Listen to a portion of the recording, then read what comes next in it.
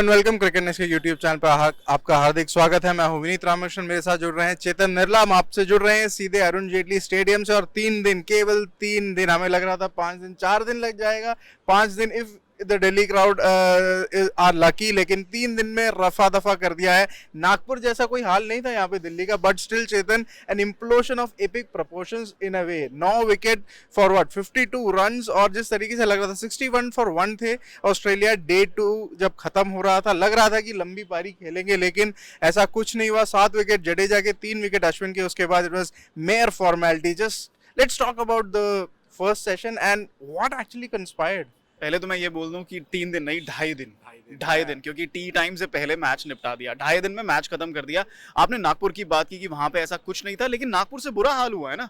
नागपुर में चलिए ठीक है, आपने 177 बनाए, 91 बनाए, लेकिन ऐसे विकेटें नहीं गिरी। क्यों मैं कहूंगा ऐसे, मतलब because Australia was ahead of the game.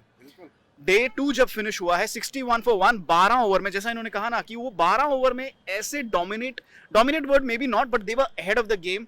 पहली बार ऐसा लग रहा था सीरीज में कि ऑस्ट्रेलिया जो है अपना दबदबा बना रही है और जवाब दे रही है भारत को। जिस तरीके से आपने जडेजा का नाम लिया, 7 विकेट लिए, जिस तरीके से आज जडेजा ने गेंदबाजी की है शायद उसी तरीके से कल की थी, लेकिन ट्रेविस हेड ने कल उन्हें 7 रन प्रति ओवर से मारा है और आज उसी जडेजा ने 7 विकेट लिए हैं। जहां तक टर्न अराउंड की बात होती है ना, रिवर्सल इन फॉर्चून्स, कल के 12 ओवर और आज 19.1 over, 19.1 overs in one session.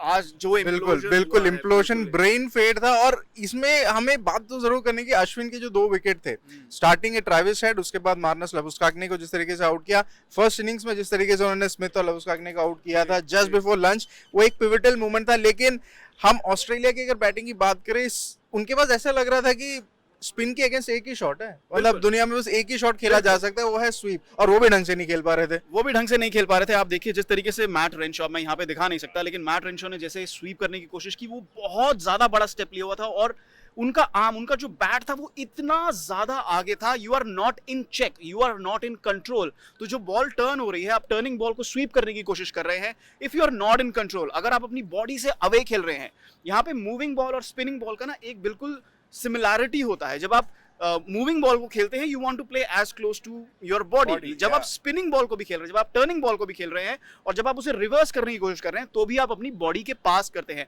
एक मैट रेनशॉ की बात कर रहा हूं, इतना आगे आकर, मैं तो दिखा नहीं सकता हूं, इतना आगे आकर और उसके बाद बल्ले से रीच करके स्वीप करने की कोशिश कर रहे हैं। और ये जो टेक्निक है मैथ्यू हेडन ने दिखाई है, उन्होंने 1000 से ज्यादा रन बनाए हैं भारत में, उनकी 50 से ऊपर की एवरेज थी। और जब भी वो खेलते थे, चाहे कुंबले के अगेंस्ट हो, चाहे भज्जी के अगेंस्ट हो, चाहे किसी के भी अगेंस्ट हो, स्वीप उनका बहुत पावरफुल शॉट होता था। लेकिन तो इसमें आप एक उन्हीं से चीज सीख सकते हैं, उन्हीं से भी सीख सकते हैं। लेकिन एक बात है, हेडन के जमाने में वो डीआरएस एरा नहीं था, वो बहुत बड़ा फैक्टर आपको लगता है कि होता है कि यार अगर अंपायर जो स्वीप में आते हैं, हल्का सा भी मार्जिनल कॉल जो होते हैं, जो मे बी है हेडन, स्टीव वॉ ने, आपने कल बात किया था स्टीव वॉ का, जिस तरीके से पैड के साथ ही खेलते थे, उसका कितना मतलब इफेक्ट लगता है यहाँ पे कि स्पिनर्स को ज्यादा इन अ वे आप कह सकते हैं कि एक परचेज या ज्यादा मैक्सिमाइज कर पा रहे हैं वो those kind of shots against those kind of shots. देखिए बहुत बड़ा फर्क पड़ता है, और ये चीज हम भारतीय बल्लेबाजों से ही देख सकते हैं। पुजारा और विराट कोहली से ही हम देख सकते हैं किस तरीके से वो बैट को पैड के साथ लगा के खेलते हैं। लेकिन अगर आप अपनी बॉडी के पास खेलेंगे, this is the basics of cricket. मैं यहाँ पे क्रिकेट कोच नहीं हूँ, I am just a journalist,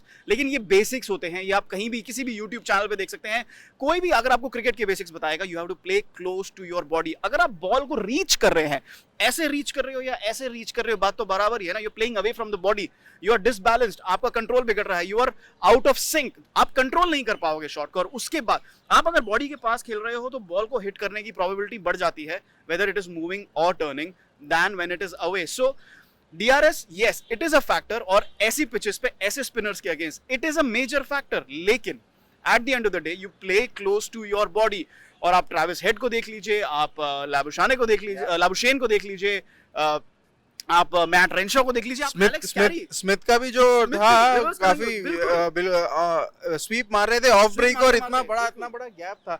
in a way it has played into their minds. अगर ऑस्ट्रेलियंस के माइंड में स्पिनर्स की बात आ गई है, चाहे जडेजा हो, अक्सर हो, skill set apart, conditions apart, जो उनका जो डर है ना कि यार मैं स्पिन के अगेंस्ट जा रहा हूँ, वो एक डर सा बैठ गया। इस वजह से आपने कैरी का नाम लिया कि यार स्वीप के अलावा और कुछ खेल ही नहीं रहे, और कुछ ऐसे खेल ही नहीं लग रहा था कि यार डाउन द ग्राउंड जो शॉट है वो भूल ही गए। और रोहित शर्मा ने एक बहुत अच्छी बात बोली थी प्रेस कॉन्फ्रेंस में, उन्होंने यही बोला कि यार नागपुर में आप स्वीप शॉट मारते तो ठीक था क्योंकि वो रेड सॉइल था, यहाँ ब्लैक सॉइल में sweep would not have been the best possible alive for you. और बहुत ही अच्छी बात बोली रोहित शर्मा ने ये बात। क्योंकि यहाँ पर जडेजा की भी बात आप सुनिए कि यहाँ पे, और आप नेथन लायन की भी बात सुनिए जो उन्होंने कल कहा 5 विकेट लेने के बाद, यहाँ पे ब्लैक सॉइल की वजह से एक्स्ट्रा बाउंस है। नागपुर से कंपेयर किया जाए तो यहाँ पे एक्स्ट्रा बाउंस है। उस एक्स्ट्रा बाउंस की बदौलत जो है स्पिनर जो है बॉल को करा पा रहा है और बैट्समैन को कंफ्यूज कर पा रहा है।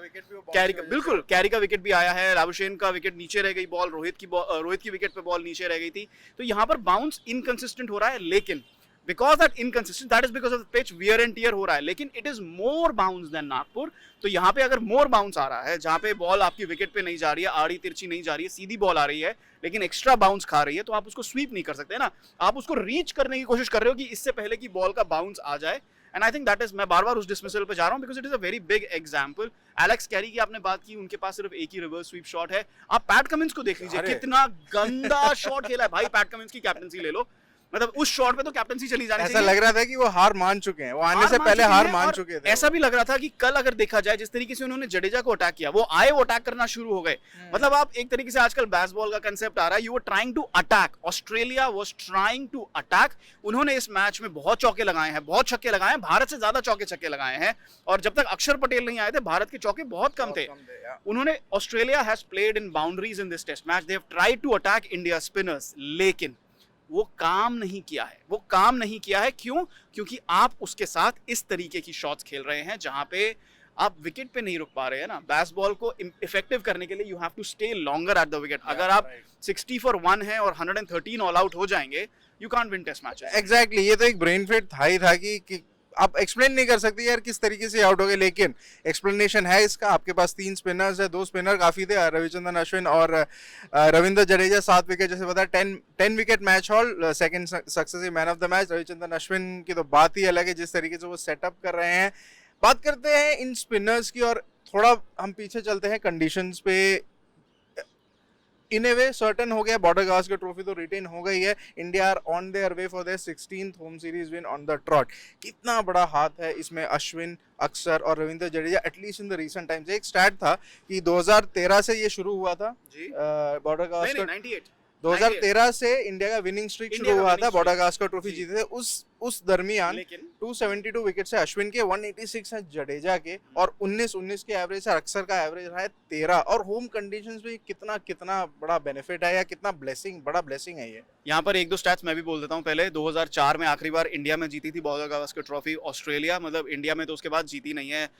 2004 के बाद 7-8 में आए थे, तब 2-1 से हारे थे। उसके बाद 12-13 में आए, तब 4-0 से हारे, फिर पिछली बार फिर 2-1 से हारे, और इस बार मुझे तो 4-0 दिखाई दे रहा है। और अगर श्रीलंका ने न्यूजीलैंड को 2-0 से हरा दिया तो यहाँ पे 4-0 हो गया, तो ऑस्ट्रेलिया बाहर हो जाएगी वर्ल्ड टेस्ट चैंपियनशिप के फाइनल से। भारत तो ऑलमोस्ट पहुंच ही चुका है, 2-0 से 2-2 या 2-0 3-0 ये भारत को कंफर्म कर देगा श्रीलंका के रिजल्ट्स के हिसाब से। अब बात करें भारत की जो स्ट्रीक आ रही है, 2014 में लास्ट ऑस्ट्रेलिया ने बॉर्डर गावस्कर ट्रॉफी जीता था। उसके बाद से भारत इंडिया में खेले चाहे ऑस्ट्रेलिया में खेले, ये ट्रॉफी जीता आ रहा है, अभी भी रिटेन कर लिया है। अगला मौका ऑस्ट्रेलिया के पास है दिसंबर 2024। हम कहाँ होंगे, टीम कहाँ होंगी, पैट कमिंस कहाँ होंगे, विराट कोहली कहाँ होंगे, किसी को नहीं आता पता। मतलब आप सोच सकते हैं ये ऑस्ट्रेलिया टीम, इसका कोई डर नहीं रह गया है। भारतीय क्रिकेट फैन को कोई डर नहीं रह गया है ऑस्ट्रेलियन क्रिकेट टीम का। वो आते थे इतने बड़े बड़े खिलाड़ी, इतने दिग्गज खिलाड़ी, अब वो केवल पन्नों में रह गए हैं इतिहास के। ये खिलाड़ी जो है वो मतलब होंगे, they are big in their rights.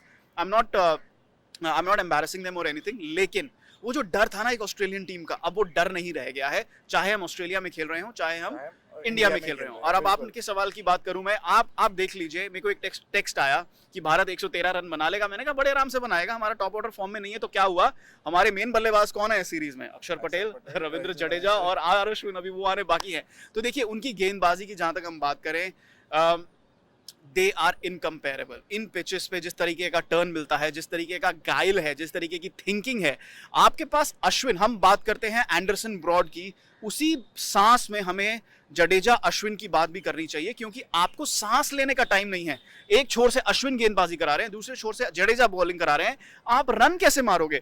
और अगर आप रन नहीं मारोगे तो बॉलर पे प्रेशर कैसे बनाओगे? और अगर बॉलर पे प्रेशर नहीं बनेगा तो यानी प्रेशर आप पे है, और उसके बाद आप ऊट पटांग शॉट्स खेलोगे, रिवर्स स्वीप मारोगे, ये करोगे, वो करोगे, और अंत में आपकी विकेट जाएगी ही जाएगी। और as if these two were not enough, These two were not enough, तो आपके पास अक्षर पटेल आ गए हैं, जहां पे कि आपको लगेगा, देखिए जडेजा ने कल मार खाई, पहले आधे घंटे में उनको हेल्प नहीं मिली, विकेट नहीं मिली, तो दिमाग में आता है कि क्या अक्षर को ट्राई करें, और उसके बाद उन्होंने 1 निकाली, 2 निकाली, 7 निकाल दी, अक्षर की गेंदबाजी नहीं आई। 1 ओवर आया बस इस चलिए 1 ओवर काउंट नहीं करता ना यार, वहां आप काउंट, कहने का मतलब है कि अगर जडेजा नहीं विकेट ले रहे हैं तो आपके पास एटलीस्ट अक्षर पटेल है, he gives you an another element. लेकिन उनका सबसे बड़ा योगदान क्या है? आपकी बल्लेबाजी अब नंबर 9 तक है। अक्षर पटेल, मतलब अश्विन और जडेजा को सिर्फ स्पिनर्स नहीं कह सकते, उनको स्पिन ऑलराउंडर्स कहते हैं, लेकिन अक्षर पटेल एडिंग टू इट, मतलब ये मैच देखिए, man of the match Jadeja को मिला, 7 विकेट, आई एग्री, ठीक है, अच्छी बात है, लेकिन मेरे हिसाब से मैच जो टर्न हुआ है, जो ऑस्ट्रेलिया को बराबर लाया है, वो अक्षर पटेल ने लाया है। और अक्षर Patel probably, if I was judging it, I would have given it to अक्षर पटेल। Very close call, वो तो है ही, मतलब अक्षर Patel also very very pivotal, his और 84, मैं जडेजा का 74। नहीं, बिल्कुल, और मैं जडेजा के मैं ये नहीं कह रहा हूँ कि उनकी 7 विकेट पिवटल नहीं थे, लेकिन जो मेन बल्लेबाज थे, हेड को पहले ओवर में ही निकाल दिया। और सबसे बड़ी बात, स्टीव स्मिथ, दोनों इनिंग्स में स्टीव स्मिथ फेल हुए हैं अश्विन के अगेंस्ट। जब स्टीव स्मिथ पहली इनिंग्स में डक पे आउट हुए थे, मैंने ट्वीट किया था, I am not trying to promote myself, लेकिन मैंने ट्वीट किया था कि स्टीव स्मिथ का डक पे आउट होना ये डिसाइड करेगा कि ये मैच तीसरे दिन खत्म हो रहा है या चौथे दिन खत्म हो रहा है। देखिए ऑस्ट्रेलिया ने 260 रन बनाए, जो भारत ने बड़ी मुश्किल से बनाए। अगर स्टीव स्मिथ वो उस इनिंग्स में, क्योंकि उस इनिंग्स में the pitch was the perfect for batting in this test match, उस पिच पर, डे 1 पिच पर अगर स्टीव स्मिथ 50 रन मार देते तो ऑस्ट्रेलिया 350 बनाता, मैच का कंप्लेक्शन चेंज हो जाता। तो उस हिसाब से अश्विन ने बहुत पिवटल विकेट्स लिए हैं इस मैच में। और मैं ये नहीं कहूंगा कि जडेजा के विकेट्स पिवटल नहीं है, बट दारोमदार जाता है तो अक्षर पटेल को जाता है, क्योंकि उन्होंने मैच सेविंग, मैच टर्निंग पारी खेली है। मैच विनिंग पारी का मौका शायद किसी बल्लेबाज को मिला ही नहीं। हाँ, इन ए वे अश्विन, जडेजा और अक्षर की आप बात कर रहे हैं, ये तीनों ही हैं इन ए वे फलक्रम, आप जिसे कहते हैं कि India is known for its fame batting lineup and everything. लेकिन आप देख रहे हैं कि स्पिनर्स का कितना दबदबा है। पिछले 2 साल से आप देख रहे थे पेसर्स कितना अच्छा कर रहे थे, अब स्पिनर्स होम कंडीशंस पे आ रहे हैं। अब चलिए बात करते हैं आगे की कारवां चलेगा। अब तीसरे टेस्ट मैच इंडोर में, धर्मशाला में होना था, लेकिन जहां मेरे को लग रहा था धर्मशाला में थोड़ा बहुत शायद ऑस्ट्रेलिया को थोड़ा रिस्पाइट मिलेगा, लेकिन होने नहीं वाला। इंडोर का ट्रैक भी ऐसा दिल्ली और नागपुर जैसा नहीं है, लेकिन वो भी क्रम्बल करता जरूर है, बड़ा शातिर तरीके से वो टर्न होता है। आपको क्या लगता है from A mentality, mindset perspective? Australia बिल्कुल थका हारा था यहाँ पे। कमिंस का विकेट हमने देखा, बिल्कुल ऐसा लग रहा था कि उन्होंने बस वो व्हाइट फ्लैग लहरा दिया है। प्रेस कॉन्फ्रेंस में उन्होंने जरूर बोला कि नहीं, अभी भी एक सीरीज है, there is a series to be drawn, लेकिन रियलिस्टिकली लग रहा है कुछ हो पाएगा ऑस्ट्रेलियन टीम से अब इंडोर में या इवन अहमदाबाद में? जब इंदौर में मैच होने की न्यूज आई थी, तब सबसे पहला फॉक्स स्पोर्ट्स में जो हमारे दोस्त हैं, उन्होंने यही कहा था कि अश्विन की एवरेज वहां पे 12.5 की है। एक टेस्ट मैच हुआ है अभी तक वहां पे, सिर्फ न्यूजीलैंड के खिलाफ 2016-17 में। देखिए आपने जो मेंटली डिसइंटीग्रेशन की बात की, मैं ये वर्ड यूज कर रहा हूँ क्योंकि स्टीव वॉ ने ये वर्ड यूज किया था। मेंटल जो डिसइंटीग्रेशन है ना, वो ऑलमोस्ट हो गया है। आज पूरा हो जाता अगर रोहित शर्मा रन आउट नहीं होते। जिस तरीके से वो अटैकिंग बैटिंग कर रहे थे कि इस पे कैसे बैटिंग करते हैं मैं दिखाता हूँ, लेकिन चलिए किस्मत की बात है ऑस्ट्रेलिया बच गई। देखिए जहां तक सीरीज ड्रॉ करने की बात है, दैट्स राइट, ऑस्ट्रेलिया ईगो रहेगी, प्राइड रहेगा, और वो वर्ल्ड टेस्ट चैंपियनशिप फाइनल में, आप वर्ल्ड टेस्ट चैंपियनशिप फाइनल में नहीं जाना चाहेंगे 4-0 से हारने के बाद। लेकिन क्या उनके पास टूल्स हैं? देखिए मेरे हिसाब से उनके पास गेंदबाज शायद हैं। जो ये जो स्पिन कॉम्बिनेशन उनका आया है, I think it's a very good spin combination. बल्कि ये ऐसा स्पिन कॉम्बिनेशन है कि अगर मिचेल स्टार्क या हेजलवुड में से कोई वापस आता है तो शायद वो टॉड मर्फी को ही ड्रॉप कर दें, जिन्होंने हाँ, क्योंकि आप नेथन लायन को ड्रॉप नहीं कर सकते। क्यूनोमैन ने इतनी जबरदस्त गेंदबाजी की है, he is getting so much purchase as a left arm spinner, इतने जबरदस्त उनके रेव्स आ रहे हैं। I think they have the bowling attack to trouble India, not like beat them, but trouble India on these batting पे आती है। बात batting पे आती है कि आपके पास क्या बल्लेबाज हैं। डेविड वार्नर की इंजरी, कंकशन के बारे में बात चल रही है, ट्रैविस हेड ओपनिंग करेंगे, क्या कैमरन ग्रीन वापस आएंगे, मैट रेनशॉ को खिलाने का क्या फायदा है मुझे? कोई फायदा नहीं लगा मेरे को, लग रहा है कैमरन ग्रीन को वापस आना ही पड़ेगा इन्हीं case. I think Hazlewood as a batsman खेलना पड़ेगा। एज अ बैट्समैन खेलना पड़ेगा। I think he is not able to bowled, उनके वैसे भी बॉलिंग पे काफी सवाल है, लेकिन as a batsman I think वो स्टेबिलिटी लेकर आएंगे। और मे बी मेरे दिमाग में एक सवाल ये है, Alex Carey as a keeper ठीक है, you know first choice keeper, but batsman तो कोई कहीं लग नहीं रहा है। उनको ओपनिंग करा Maybe Peter Handscomb with the wickets could be an option, and that would be a right hand option. नहीं, that could be an option, लेकिन यहाँ पर मेंटालिटी की बात है, यहाँ पर मेंटालिटी की बात है। क्या आप इस डबल झटके से उभर सकते हो? आपने ढाई दिन में मैच गंवाए हैं। आप इंडिया ने 2.5 दिन में मैच खोया था 36 ऑल आउट पे, और कैसे रिकवरी की थी 2-1 से, और वो कंडीशंस डिफरेंट थे। हम ऑस्ट्रेलिया के घर में खेल रहे थे, आप यहाँ पे 2 लगातार मैच हार गए हो 2.5 दिन से।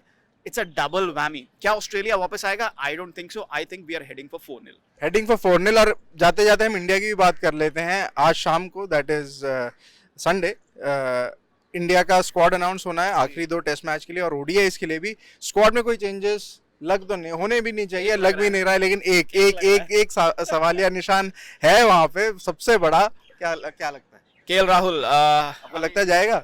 देखिए, अगर सेलेक्टर्स ने ये डिसीजन नहीं लिया तो टीम मैनेजमेंट के लिए काम मुश्किल हो जाता है, बहुत ज्यादा मुश्किल। क्योंकि देखिए पिचेस थोड़ी टफ हैं। आई पर्सनली थिंक कि he should not be picked for the 3rd test match. Shubman Gill को, बट आप वाइस कैप्टन को कैसे ड्रॉप करोगे? What is? देखिए, I have always believed that you should be on the team sheet, not because you're a captain or a vice captain, but because you contribute to the team's cause. Right now, Rahul is not contributing to the team's cause. अभी उनका contribution इतना नहीं आ रहा है। और शुभमन गिल, सबसे बड़ी बात है, अगर कोई competition नहीं होता तो इतना टॉपिक नहीं होता, लेकिन अभी शुभमन गिल हैं, आप उनको कैसे बाहर बैठा रहे हैं?